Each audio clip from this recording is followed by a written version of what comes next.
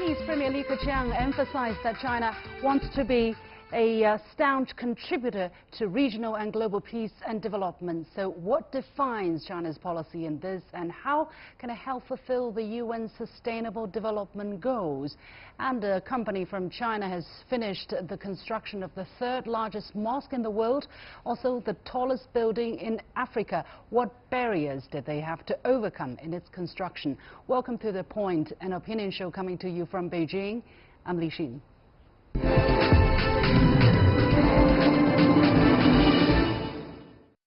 In his annual press conference, Chinese Premier Li Keqiang emphasized that China wants to be a staunch safeguard and contributor to regional and global peace and development. As China sticks to its multilateral approach to global governance and the Belt and Road Initiative, how can China contribute to the global efforts to achieve the United Nations 17 Sustainable Development Goals? How should one understand China's approach to global leadership and development? Joining me here in the studio is Dean Scott Appleby of the Keough School of Global Affairs at the University of Notre in Indiana, US. Dean Appleby, thank you very much for joining us today. Thank you for having me. Okay, so Premier Li Keqiang last year met with Mr. Ashim Steiner, who is the attributor of the United Nations Development Program. And during the meeting, Premier Li said China remains and will remain for a long time a developing country featuring inadequate and unbalanced development. He also added that the country is willing to align its development planning with the UN's 2030 Agenda for Sustainable Development, meaning the 17 Sustainable Development Goals. How do you see the characteristics of China's Sustainable Development Plan? First, let us be clear that the Sustainable Development Goals are breathtaking in their ambition. I think we can use that word.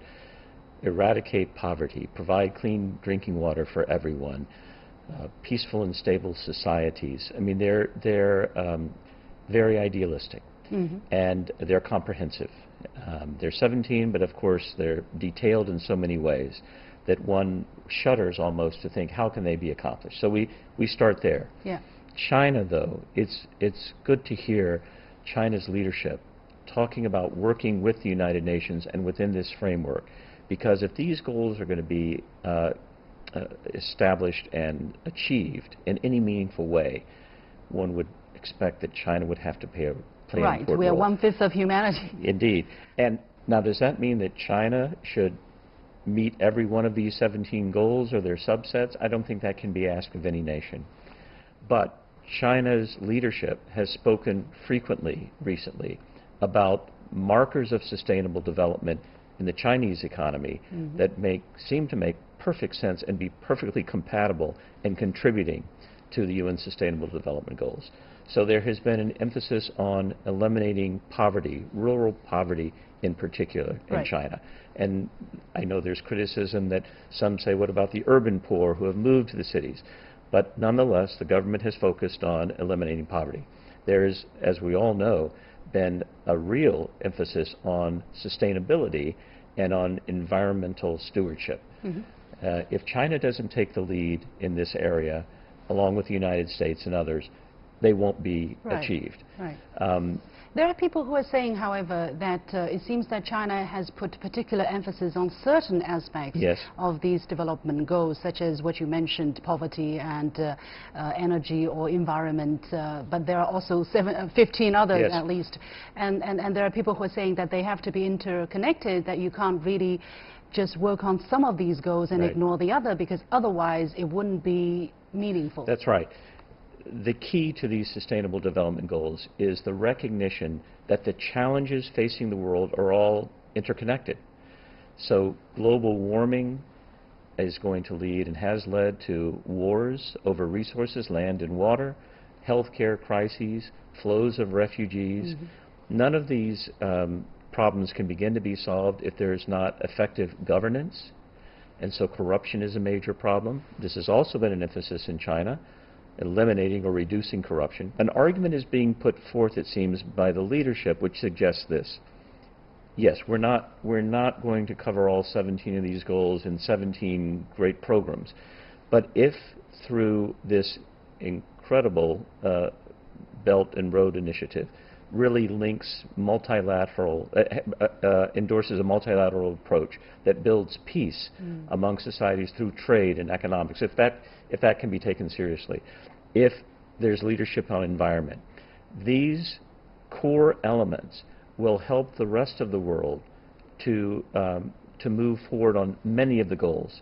There are priorities, I sense, that China is putting on some aspects, especially when it comes to developmental issues such as poverty.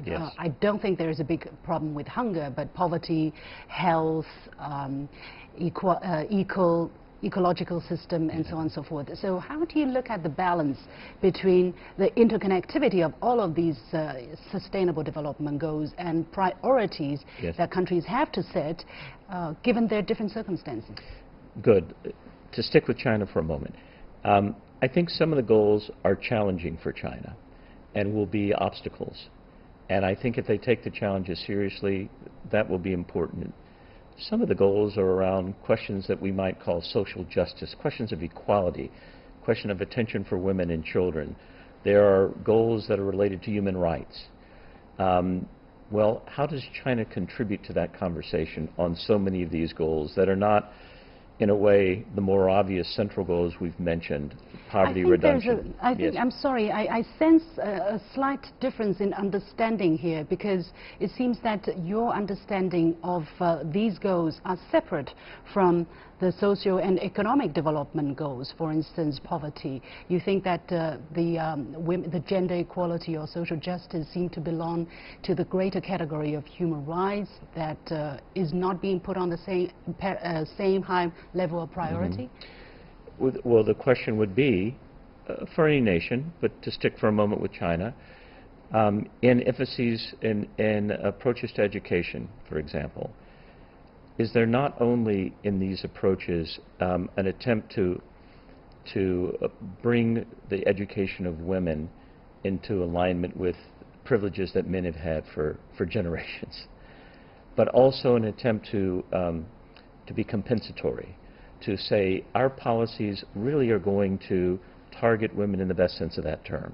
We're really going to have a proactive way, a proactive set of policies that focus on the education of women, because the perception is in these goals that women have been overlooked, and that not only in a negative way, one would say, women around the world, certainly not just in China, across the world, have been subordinate, secondary, often victims of violence, discrimination of various kinds. We know this. It's a patriarchal world.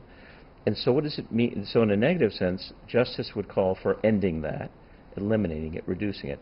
But in a more positive sense, if you leave half of the world and its creativity and its potential untapped, you'll never reach these goals.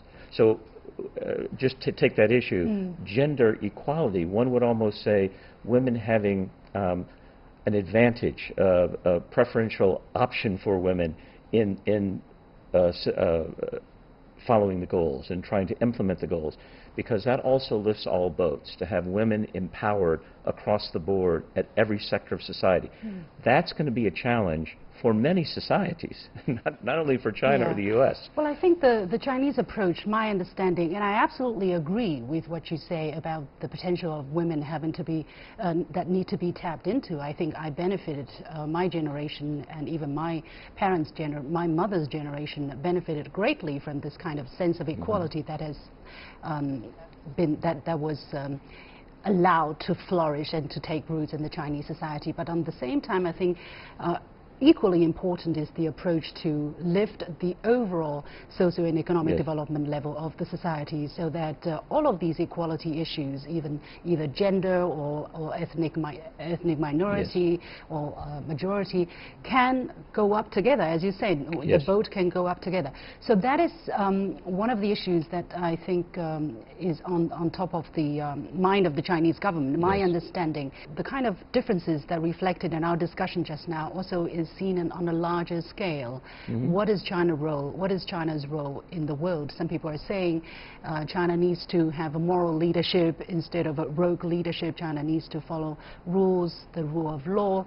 And my question would be, what is considered to be a moral leadership? What does that mean? Is there a certain set of definition or criteria? That's a great question.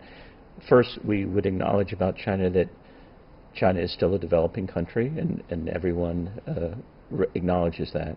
And so to expect China to make such rapid progress that it's made in development, broadly understood over the last 20 or more years, and then to step into moral leadership is to ask a great deal. But when we begin to look at specifics of what we might call moral leadership, China seems to be, in some of its policies, a great supporter of certain UN rules and regulations. And around trade, around international relations, international cooperation, this almost seems ironic or unexpected from, say, an American point of view, that China would, in certain ways, be an upholder of the liberal United Nations in some fronts, liberal in the sense of openness, greater openness. Well, China is one of the founding members of the United Nations. China signed up to the UN Charter. China is signed up to the Universal Declaration of Human Rights. There are different understandings to this issue. What China has said is, by the way, the number of non-governmental organizations in China have also been growing rapidly since according to the latest Human Rights White Paper released by the Chinese government. What China says is, look, the UN Charter enshrines the sovereignty of countries, equality of countries, and the non-interference of each other's internal affairs. So these are the fundamental principles of international relations. So if there are human rights dialogue, fine, China is actively participating. But if there are human rights, if there are interference, what is seen as interference in China's internal affairs under the pretext of human rights, that would not be accepted. The counter-argument was articulated by Kofi Annan, the UN Secretary General, who said, we made a mistake in talking about non-intervention or sovereignty in absolute terms. That might have made sense 30 or 40 years ago. In a world today that is so interdependent, just take the environment alone. To say state sovereignty trumps every other consideration. I know at the other end you could have a real problem if you say, well, there is no state sovereignty. But to take refuge in a kind of absolute state sovereignty in a world that's so independent economically, environmentally, militarily, security-wise, that's also a road I think that China itself doesn't want to go down. I understand. I think it's a very interesting point, because there was a recent movie called The Wandering Earth, and there was an international government, a united government. But you know, whether that's going to happen anytime soon, nobody knows. And from what we're seeing, it seems that the United Nations role has been put into doubts, especially by one of the key founders. I think although there are areas where sovereignty should step slightly aside in terms of, for instance, when there is a UN-endorsed intervention, that then there is no sovereignty to speak of. But at this moment, when these are the rules that everybody have discussed, when countries are still operating very much along these lines, how should we keep a balance? So back to your question about moral leadership on the part of China, let's take the environmental issue.